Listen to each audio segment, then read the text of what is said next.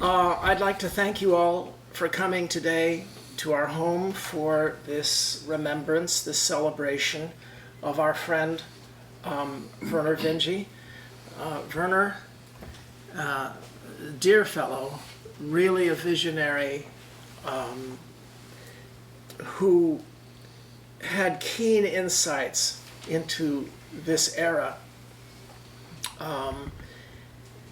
all across time. At the gathering in his honor that was hosted by John Carroll, his dear friend and office mate since the late 70s, we heard from Vernor's sister, Pat, right? Yes. Who told about their happy childhood together, running around 20 acres of bucolic Michigan Yes. countryside with streams and all of that. And I had to smile thinking that he had that lovely lovely childhood. Vernor, like all of us, has had disappointments, but he got 5 Hugos and I only have 3. And beat me out for one. And he and Stephen Baxter were very surprised by when I was their runner-up, by how supposedly gracious I was. There were good books. They were really good. And some of us care more about the story and the storyteller. And Vernor was like Poul Anderson in that way. He had a sense of a story's arc. And the story itself was someone who merited his loyalty. So he would go over it. He would listen to his characters. They would tell him, he said. Not in hallucinatory ways. Vernor was very grounded. Nevertheless, you can be told off by your characters. And of course, there's that famous scene in Rainbow's End, which is on best 10 predictive novels lists all over the world, often beating out my novel Earth. And close call. And Rainbow's End,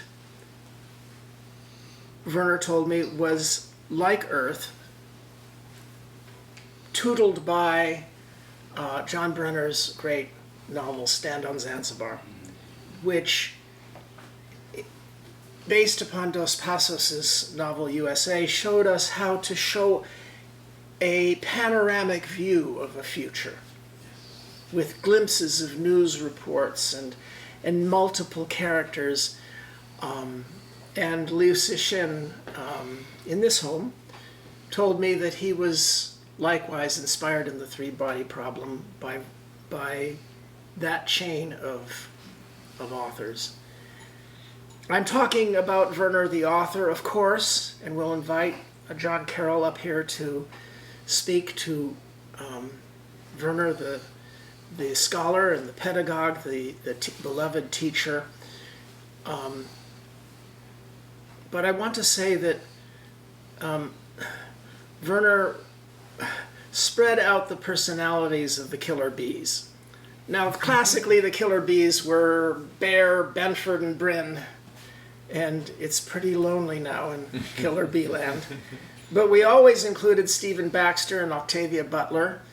Baxter's still alive, but doesn't show up at any of these events, I guess because he lives far away.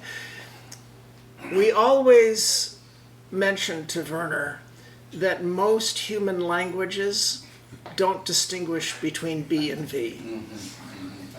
So we always considered him to be one of us. And the distinctions, we always canceled each other's votes in elections, for example. But there was one fundamental, and that is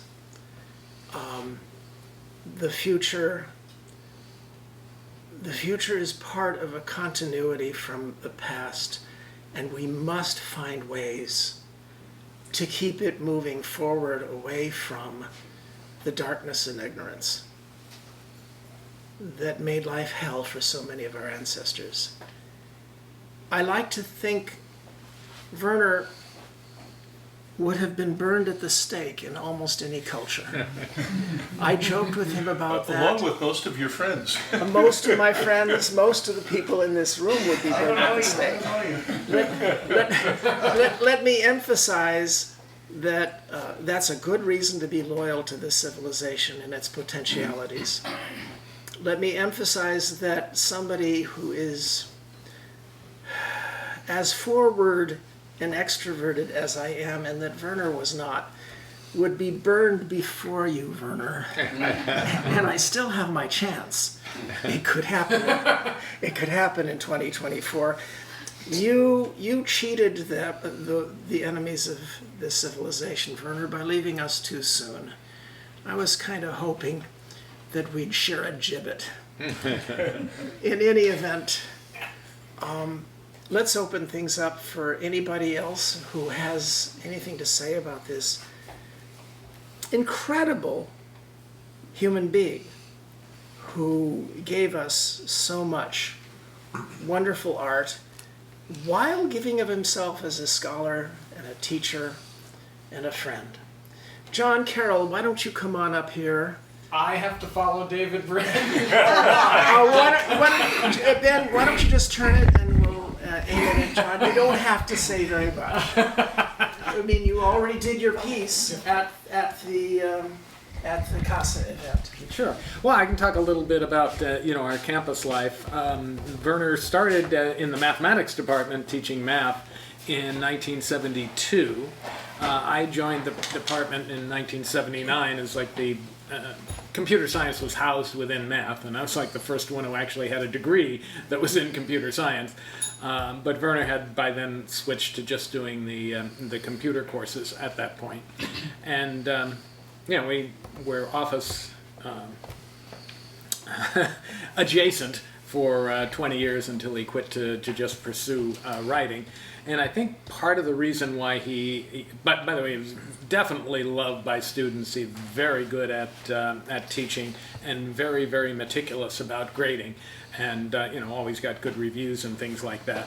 And I think part of why he quit was, I remember he was normally he'd write in the summers and in between the semesters. But one time he was under a big deadline here that he's going to have to do something during the semester. And Vernor described himself, I really love this phrase, as being, what was it? Pathologically honest. That's his phrase. And to illustrate that, during that semester when he was under pressure to do other things, he wore a stopwatch around his neck. And each week, whenever he was lecturing or grading papers at home or whatever, he would do his stopwatch. He made sure SDSU got 40 hours during that week. And all the rest of the time he could, devote on the novel or whatever it was he was working on. So that's just a perfect encapsulation of Vernor. So that was campus life, essentially.